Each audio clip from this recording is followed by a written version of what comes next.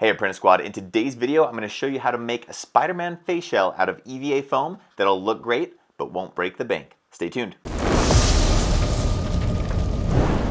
So let's face it.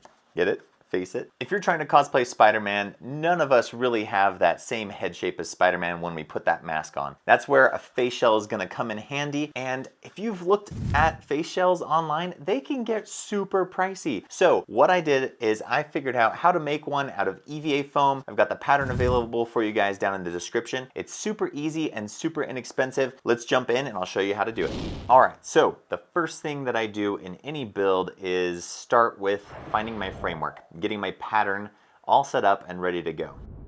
I already have the pattern made. You guys can get it in the link down in the description. But if you're wanting to make your own pattern and do it yourself, I'm going to walk you through how I did this.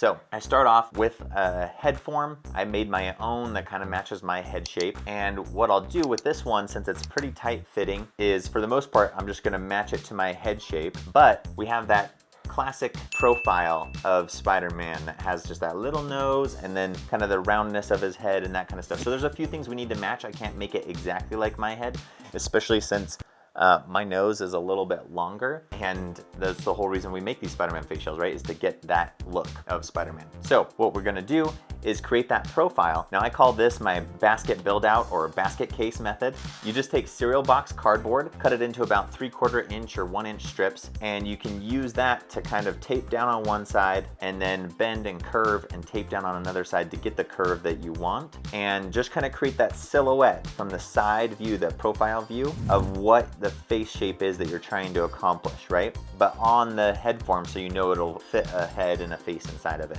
So you start with that. So then you turn it to face front and you're going to try to match the shape, the roundness of the head and that kind of stuff from that side, from that angle. So do the same thing, take your, do your basket case method, wrap your cereal box cardboard around, create that curve. Once you have kind of that crisscross of your two profiles, front and side, with the look that you want, now you're going to start kind of blending them together by attaching a bunch of pieces across one another, crisscrossing, taping them down to kind of create a little bit of a shell, right, that we can then pattern off of. So you may need to adjust some things here and there, tweak it as you look at it from different angles, make sure you're getting it to look the way you want to. Once you have that, then this is the really cool part. You can just take tinfoil, wrap it around the whole thing, and then take masking tape and just tape it all up so it sits down, you know, little strips of masking tape so it sits down tight. Really just get that tinfoil to sit down and take form of that base that you created. So then you do that, tape it all up on top of the tinfoil. The tinfoil creates a nice little barrier between your base and the tape.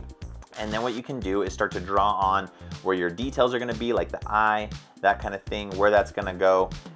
Now you're going to want to determine if you've been doing the whole face. You want to pick the half that you like the most, because sometimes, most of the time, there will be one side of it that looks better than the other, and you'll take which half you like the look of the best, draw your line right down the center, do some registration marks, and then you're just going to cut that out along that center line. You'll have half of a Spider-Man face that you can use. Now take that Spider-Man face half, and we're gonna do what I call two-defying, making it two-dimensional so that we can transfer it onto foam. So it's this 3D object. You're gonna have to find where you can add darts, which are places where you can relieve a curve to make it flat, where you can add darts, where you can cut it up into different pieces or different things like that, to get it to lie flat so you can trace it onto the EVA foam. Now I like to hide some of those seams the best I can. Luckily with this face shell, it's gonna be underneath a mask, so the seams aren't super important as long as you get them nice and smooth. But you're gonna figure out where to cut that, lay it all flat, and then what I did is I then took a picture of it from above on my little mat here so I could see with the measurements on the mat, and then I brought that into the computer, digitized it for you, just traced over all those, marked all the registration marks to put it into a pattern that we can now use to be able to create the Spider-Man face shell. So that's the process for patterning. If you're wanting to make it yourself, you can see a lot of work went into it, but luckily I've done all this work for you already. You can just get the pattern on my website using the link below and be able to make this a lot faster without having to do all the patterning process. So now that we have the pattern, the next steps that I like to do are the organize and revisit steps.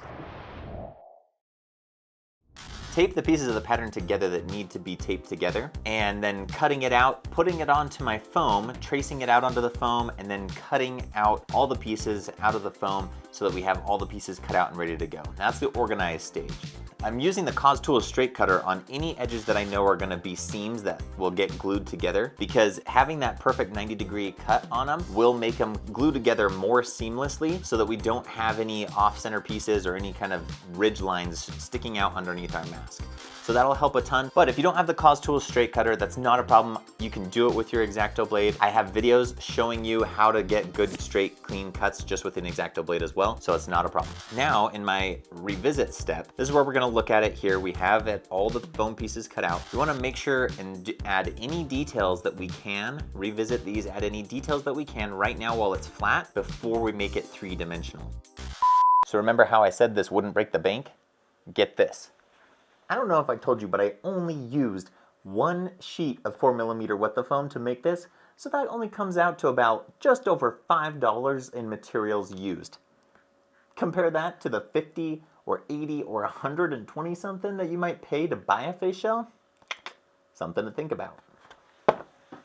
A couple of things we need to make sure we have for this face shell is that it has a good shape hold so that it holds that shape of Spider-Man's face, but also has some flexibility to it still. So we don't want to go too rigid, we don't want to go too soft and flimsy. So that's why I'm using our 4mm width of foam. It's the foam that we make here at Cosplay Apprentice, and it is very durable, very strong, has a great hold with a thinner foam. So you can get the same kind of shape hold with our 4mm foam as you can with a lot of other thicker foams. Now we want it to be nice and thin for this face shell. It still has flexibility to it, but it will hold the shape, all right? So that's one of the reasons. The other one is right now we need to add a bunch of holes into it so that we can have it be breathable, so that the airflow can get in there. It's not gonna fog up really bad.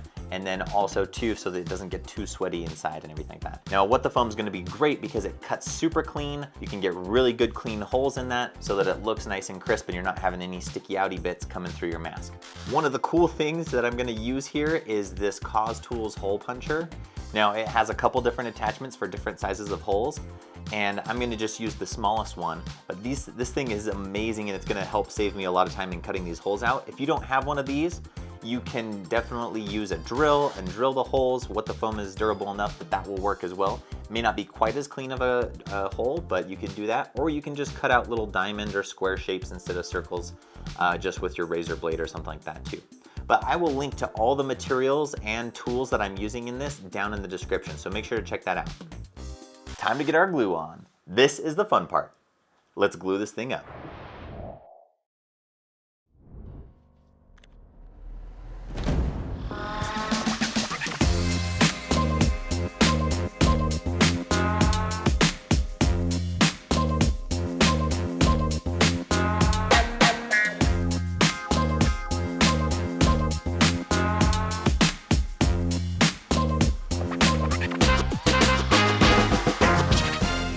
One key thing to remember when you're working with WTF, what the foam, because it is so durable and holds its shape so well, it will fight you when you try to glue two seams together just as is. So what you need to do once you put your glue on both sides, just heat the foam up with the heat gun. Try to avoid getting it too much right on the glue, but just heat the foam up on either side of the seam so that it's nice and malleable. And while it's hot and malleable, then you're gonna stick your seam together along those registration marks. It'll take that shape, press it tight, really nice and tight together, and it'll take that shape while it's hot, and it'll cool and hold itself right in that position, and it won't fight you. So super nice little trick for that. It'll make it super easy to work with.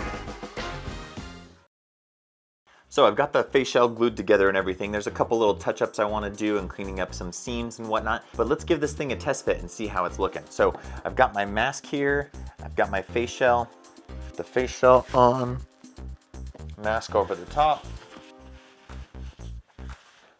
You can take a look here now. What I'm not liking is how harsh the edge of the foam is right now. You can kind of see that line transition where it meets my head. And I think if we soften that a little bit, that'll help, and we'll be able to have a lot smoother transition. But overall, I think it's looking really good. I'm really excited about how this is turning out. I just want to sand down some of those edges, do a little bit of fine tuning, and then we'll do a before and after and show the effect that a Spider-Man face shell can have and how you can make one easily. Okay, so now with the Dremel tool, I'm gonna come in and sand 2 different spots. I'm gonna sand up, kind of up along my seams here just to kind of even smooth those out so that there's no parts sticking out. And then I'm gonna sand all along this edge down at a bevel just so that that seamlessly transitions into the head. All right, once you've got it all sanded and everything, the last thing you wanna do is go ahead and hit these edges along here with some heat and then really kind of bend and curve those in, so especially right here along the ear line.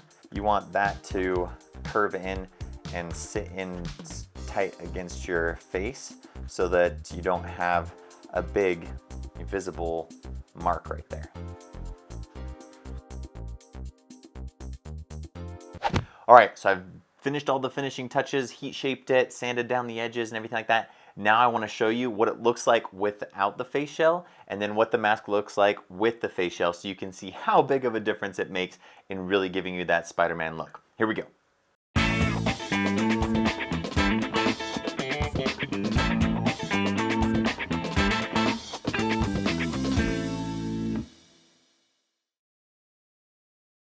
In a future video, I'm going to add magnets to the EVA foam face shell so that I can add the sweet goggles for Spider-Man Noir for my cosplay. So make sure to subscribe so you get notified when that comes out.